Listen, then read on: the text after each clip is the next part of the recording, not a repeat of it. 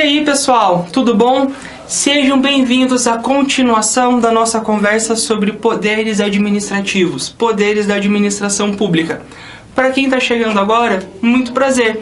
Meu nome é Thierry e eu sou professor de Direito Administrativo do nosso curso preparatório para a primeira fase do exame da ordem na disciplina de Direito Administrativo. Na última aula, nós conversamos sobre poderes da administração pública, Começamos a nossa conversa.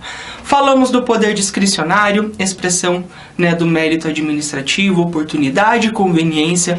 Falamos do poder vinculado, manifestação de um poder, quando a própria lei já define quais são os efeitos e a forma e toda a realização de um ato administrativo. Falamos do poder hierárquico, poder de estruturação interna, poder disciplinar, aquele que depende de um vínculo especial, seja um vínculo especial funcional ou um vínculo especial contratual. Hoje nós damos sequência àquela nossa conversa para falar de poder de polícia. Tema que é muito explorado, não só na UAB, também concurso público. É um dos poderes mais complexos, que mais abrem margem de discussão doutrinária e jurisprudencial. De todos os outros poderes, você tem que compreender as palavrinhas-chave e você vai se dar bem na sua prova. Poder de polícia você tem que compreender do início ao fim. Se ficar com alguma dúvida, escreve, me procure nas redes sociais, estou no Facebook, estou no Instagram, me ache em qualquer lugar, deixa comentário no vídeo, eu vou responder em algum momento, o mais breve possível. Mas não fique com dúvida, principalmente sobre o tema poder de polícia.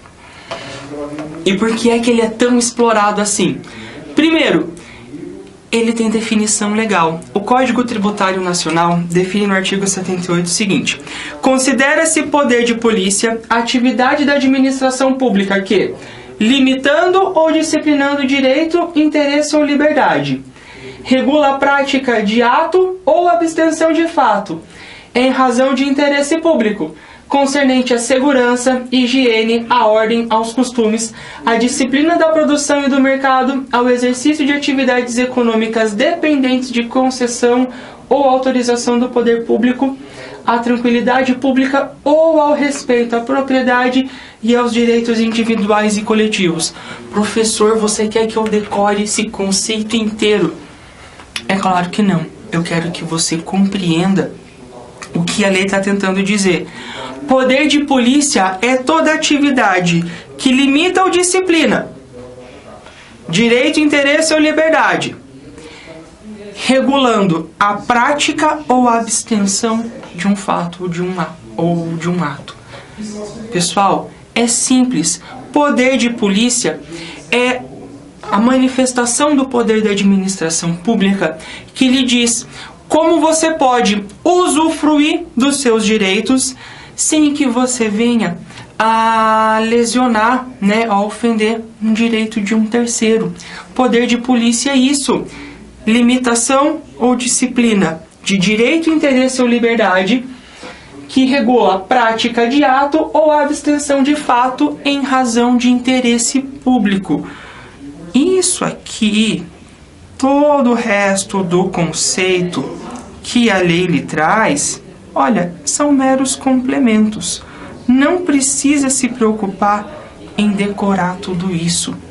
Só compreenda: limitação ou restrição de direito, liberdade ou garantia para lhe permitir executar um ato ou lhe impor a abstenção de um fato. Tudo muito simples. Seguindo, ciclos do poder de polícia. Tenham isso muito em mente. O primeiro ciclo é a ordem de polícia. É a vedação e a imposição da norma proibitiva. Para a manifestação do poder de polícia, primeiro tem que existir uma norma, definindo o que? O próprio poder de polícia. Pessoal, segundo ciclo do poder de polícia, o consentimento da polícia. Existem atividades, materiais que elas são fiscalizadas pelo Estado e controladas pelo Estado, que para que você possa exercer é necessário que você obtenha uma licença, uma autorização ou uma permissão, aquele popular alvará. Terceira fase é a fiscalização. Não é porque você eventualmente obteve um alvará, obteve uma autorização, uma licença, que você nunca mais vai ser fiscalizado pelo Estado e o Estado vai esquecer que você existe. Claro que não. Fiscalização é manifestação do poder de polícia e um dever constante. E a quarta fase é a sanção de polícia. Imagina você quer abrir um restaurante, você quer abrir uma lanchonete. Comida dizem que dá muito dinheiro, né? Então todo mundo quer abrir um restaurante, uma lanchonete, uma padaria. O que você tem que fazer em primeiro lugar? Observar quais são as normas que definem o que? Funcionamento de um restaurante, lanchonete ou padaria. Pede autorização, né? Pede uma licença de funcionamento do seu restaurante, você apresenta o projeto, leva toda a documentação, a vigilância sanitária lhe autoriza a vender comida. Não é porque um dia você foi autorizado que não vai o fiscal da vigilância sanitária lá no seu restaurante, lanchonete, padaria e exercer uma fiscalização, ver se está tudo em ordem, tudo em dia, se você está cumprindo as normativas da vigilância sanitária. Na eventual hipótese de você estar descumprindo com algumas dessas normas, será então lhe aplicada uma sanção de polícia. Pessoal, nem todos os atos têm todos os ciclos de polícia. Por exemplo, licença não necessariamente vai vir acompanhado de sanção. Nem todos os atos dependem dos 4 ciclos. Nem todos os atos dependem de licença, né? E nem sempre vai haver sanção. Algumas atividades você pode simplesmente exercer sem obter uma licença da administração pública e a sanção não é obrigatória. Se você continua cumprindo com todos os requisitos da lei, não tem por que você receber uma sanção, né, de polícia, uma manifestação do poder de polícia em caráter punitivo. Para o STJ, são delegáveis o consentimento e a fiscalização. Pessoal, pensa comigo, o STJ permite o consentimento e a fiscalização, o que significa que ele não permite a ordenação e a sanção. Galera, é meio óbvia. Ordem de polícia, previsão, né, das vedações, das imposições de uma norma proibitiva é manifestação do poder regulamentar. Poder regulamentar não pode ser delegado. Sanção. Eu posso terceirizar a aplicação de uma penalidade? É claro que não. No nosso contrato social, é o Estado quem vai impor as sanções. Eu não posso delegar isso ao particular, mas eu posso delegar o quê? A avaliação do pedido de uma alvará, da autorização, da licença ou da permissão.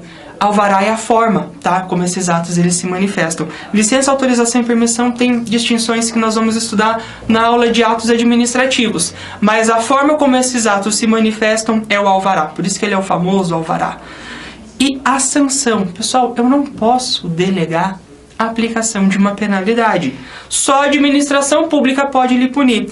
Então, eu posso delegar o consentimento, a avaliação dos requisitos legais, né, avaliação do cumprimento de objetivos legais. Eu posso delegar o consentimento e eu posso delegar a fiscalização. Eu não posso delegar a aplicação da sanção administrativa. Pessoal, como isso é cobrado de vocês? 2015. Determinado município resolve aumentar a eficiência na aplicação de multas de trânsito. Obrigado. Após procedimento licitatório, contrata a sociedade empresária Cobra Tudo para instalar câmeras do tipo radar que fotografam infrações de trânsito, bem como disponibilizar agentes de trânsito para orientar os cidadãos e aplicar multas. A mesma sociedade empresária ainda ficará encarregada de criar um conselho de apreciação das multas com o objetivo de analisar todas as infrações e julgar recursos administrativos. Sobre o caso apresentado, assinale a alternativa correta. Voltando para a compreensão do caso. O município resolve aumentar a eficiência na aplicação das multas de trânsito. Faz uma licitação para contratar a empresa Cobra Tudo, que vai instalar câmeras do tipo radar, que fotografam as infrações, ou seja, fazer uma fiscalização, bem como disponibilizar agentes de trânsito que vão aplicar multas, fiscalização e imposição de sanção. A mesma sociedade ainda vai criar um conselho de apreciação, o quê? Para julgar recursos administrativos. Pessoal que ficou ligado na nossa última aula já deve estar identificando como responder essa questão. A alternativa A é a correta, mas nós vamos por partes. É possível a contratação de equipamentos eletrônicos de fiscalização? Fiscalização, sim, pode ser delegado, mas o poder decisório não pode ser transferido à empresa. Recurso, decisão de recurso não pode ser delegado. Lembre-se disso? A alternativa A, então, está correta. Certo? Pessoal, seguindo. Atributos do poder de polícia. Em regra, a discricionariedade.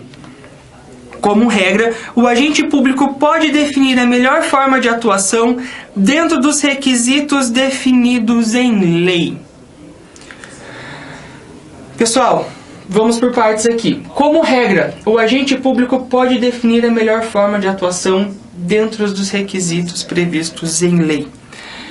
Essa é uma questão controvertida. O STJ diz que não há discricionariedade na definição do que? Da forma de atuação, porque a lei define a forma de atuação. A lei já prevê a margem de discricionariedade. Então o STJ diz que não há discricionariedade, né? Não há o elemento discricionário na manifestação do poder de polícia. A doutrina majoritária discorda do STJ, né? Tudo bem, o STJ é o STJ, a doutrina é a doutrina, cada um no seu lugar. Mas nós temos que compreender o seguinte: quando um agente fiscalizador se depara com uma determinada infração, ele pode lhe advertir, ele faz a avaliação da gravidade da sanção, da gravidade da infração para lhe definir qual é a sanção mais adequada, qual é a sanção que atende ao interesse público. Não é uma irregularidade qualquer num restaurante que vai determinar, sei lá, a cassação da licença e interdição do estabelecimento. É necessário que se faça uma avaliação com critérios objetivos, naturalmente, mas que a avaliação se faça com razoabilidade, com ponderação. Esse ponto aqui, a discricionariedade na manifestação do poder de polícia, fica controvertido, porque o STJ considerou que a análise nessa ponderação, razoabilidade, proporcionalidade, não é discricionariedade, é própria manifestação do que está previsto na lei. São duas formas de analisar o mesmo instituto, mas existe essa distinção, né, essa divisão doutrinária e jurisprudencial. Próximo atributo. A lei pode também prever atos vinculados decorrentes do poder de polícia. Vide a licença para construir. Aí na sua casa você não pode simplesmente comprar um monte de tijolo, cimento e decidir construir uma casa, fazer um puxadinho. Claro que não. Você tem que submeter um projeto, né, ao órgão municipal que vai fazer a análise e vai lhe conceder uma licença para construir. Quando você, né, aí em casa, preenche todos os requisitos que a lei define para a obtenção de um direito, você tem um direito adquirido. Este ato é vinculado. Não cabe uma análise de discricionariedade da administração pública em pensar se você vai ter o seu direito adquirido assegurado ou não. Pensa na sua licença para dirigir. Você preenche os requisitos previstos na ordem jurídica, você tem um direito adquirido a dirigir. Não cabe à administração pública fazer uma análise discricionária se você pode dirigir ou não. Ela não vai falar assim, olha, por questões de oportunidade e conveniência, vou cassar a sua licença para dirigir. Ou melhor ainda, vou revogar a sua licença para dirigir. Pensa você tá aí estudando em casa, né, para ser aprovado no exame da ordem e obter uma licença para poder trabalhar. por critérios de oportunidade e conveniência, não é possível, né, que este ato vinculado, quando você preenche todos os requisitos definidos na lei, alguém venha a lhe subtrair um direito, certo? Atributos do poder de polícia, vamos seguindo aqui. Imperatividade. Pessoal, o poder de polícia impõe restrições mesmo sem a vontade do particular. Supremacia do interesse público sobre o privado. Óbvio, o poder de polícia fiscaliza quando você ultrapassa um sinal vermelho, excede o limite de velocidade, você vai receber uma sanção. Houve uma fiscalização, né, manifestação do poder de polícia, e você aí na sua casa recebeu uma multa, mesmo contra a sua vontade. Claro, supremacia do interesse público sobre o particular. O interesse da coletividade é que você, quando está dirigindo o seu automóvel, cumpra com todas as leis de trânsito. A administração pública tem a faculdade de lhe impor obrigações unilateralmente em decorrência do chamado poder extroverso. É um poder que a administração pública tem de lhe impor sanções, de lhe impor obrigações. Qual a obrigação aqui no caso? Pagar a multa, certo? Próximo elemento, próximo atributo do poder de polícia, a coercibilidade, e vamos tratar aqui junto a autoexecutoriedade. Pessoal, a coercibilidade é a utilização de meios indiretos para induzir o particular, para controlar o particular, a cumprir com os comandos, com a ordem de polícia, cumprir com o primeiro ciclo do poder de polícia. Se você estacionar o seu lugar em local proibido, o que você vai receber? Uma multa, né? Mais do que merecido, afinal você estacionou seu veículo em local proibido. Isso é um meio de coerção indireto. É a administração pública falando, olha, tome essa multa aqui e não faça mais isso. Beleza? Combinado? Estamos de acordo? Fechou. Agora, você recebe várias multas. Você recebeu vários meios coercitivos, né? Você foi alvo de vários meios coercitivos para lhe induzir ao cumprimento da lei. E você ainda assim olhou para a administração pública e deu de ombros? Ah, é? Então agora eu vou auto-executar o comando, né? Auto-executar o poder de polícia. Eu vou guinchar o seu carro. Eu vou remover o seu carro daqui. Por quê? Porque quando meios indiretos não surtem efeitos, a administração pública vai se utilizar de meios diretos. Autoexecutoriedade, também chamado de executoriedade do poder de polícia. Pessoal, a autoexecutoriedade, ela tem alguns requisitos. Primeiro, tem que ter previsão legal. A administração pública não pode sair por aí guinchando, auto-executando a sua vontade de forma livre, só porque ela quer, só porque ela é administração pública. Existe supremacia, né, do interesse da coletividade, mas as pessoas também têm direitos fundamentais, né? Há uma indisponibilidade do interesse público, existe supremacia do interesse público sobre o privado, mas isso não significa que as pessoas não tenham direitos fundamentais em face e contra a administração pública. A autoexecutoriedade, então, depende de lei. Tem que ter uma lei que autorize a guinchar, tem que ter uma normativa que autorize a autoexecução da vontade. Outro elemento é que exista o quê? A urgência, uma situação de urgência que justifique a autoexecução da vontade da administração pública, do interesse público. Não é só porque o agente público acha que é importante que ele pode auto-executar. Não, tem que estar caracterizado a urgência conforme uma previsão legal que autorize a execução, auto-execução do poder de polícia. Pessoal, prazo de prescrição do poder de polícia. Regra geral, 5 anos. A Lei 8973 de 99 estabelece assim no artigo 1º.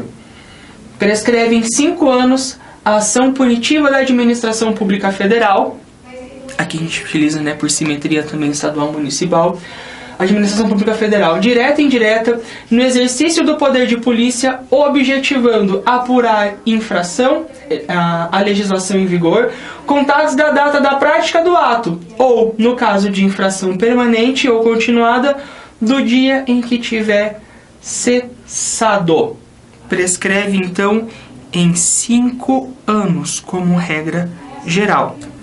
Prescrição intercorrente, previsão no parágrafo 1º do mesmo artigo.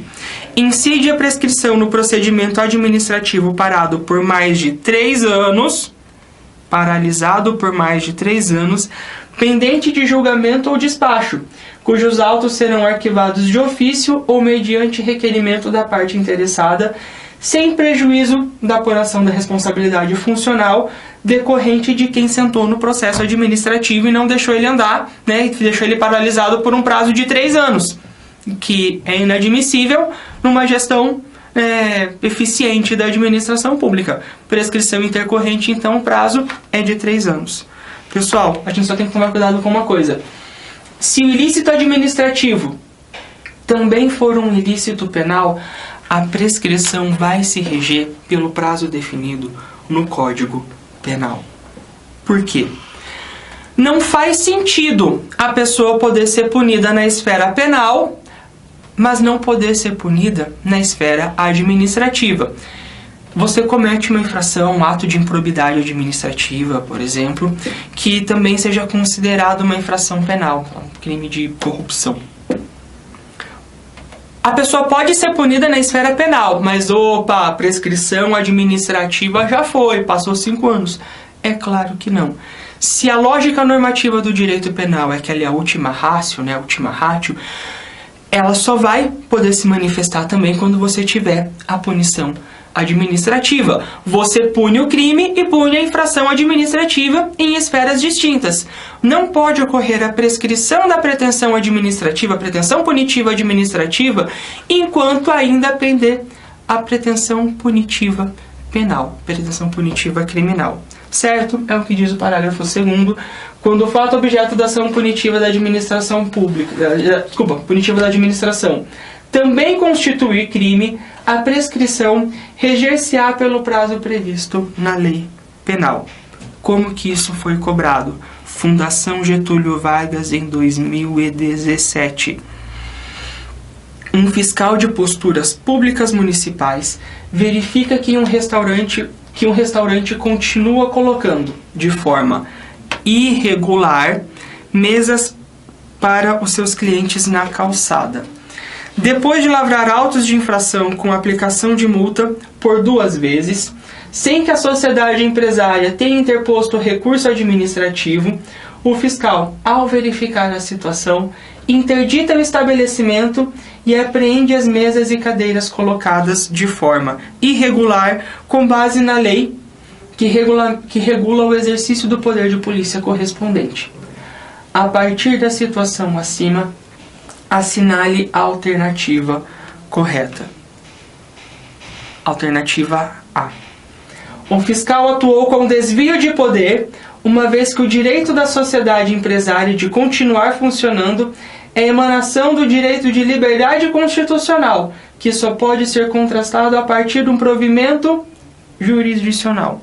Pessoal, desvio de poder é desvio de finalidade, é quando se atua para não atender ao interesse público, para atender ao interesse particular.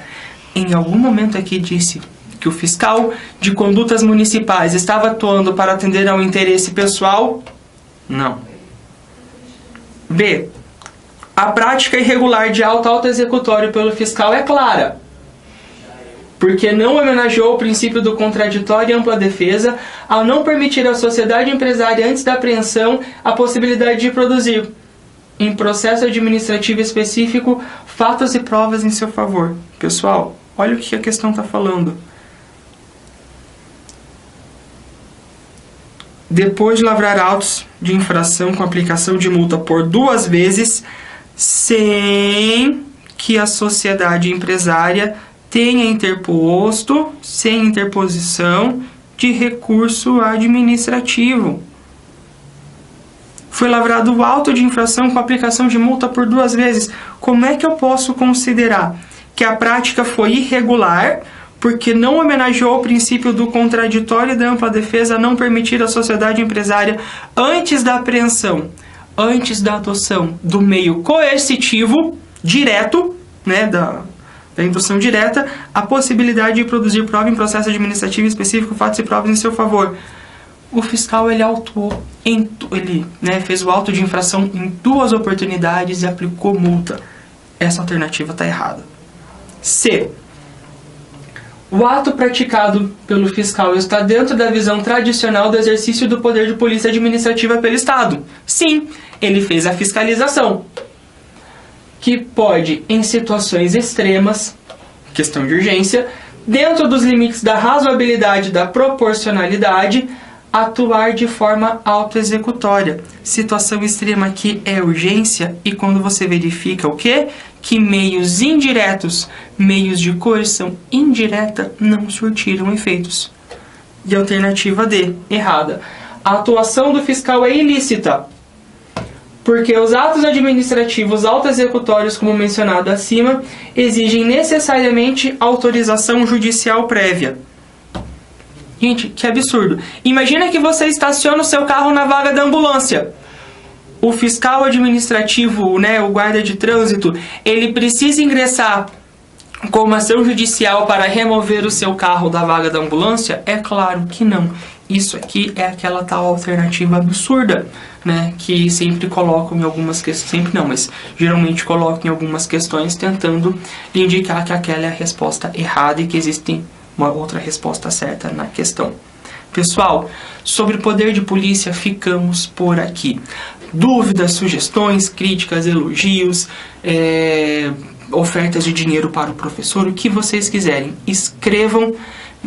Fico à disposição de vocês no Facebook, Instagram, redes sociais. Se gostaram da aula, compartilhem com os amigos, se inscrevam no canal cultive.com e voltamos numa próxima aula para discutir, para conversar mais um pouquinho sobre direito administrativo e prepará-lo aí para passar na primeira fase do exame da ordem. Ou você, não vai fazer o exame da ordem tão cedo, mas está estudando para uma prova da faculdade e encontrou a nossa aula, certo? Um beijo para todos vocês e até a próxima. Tchau!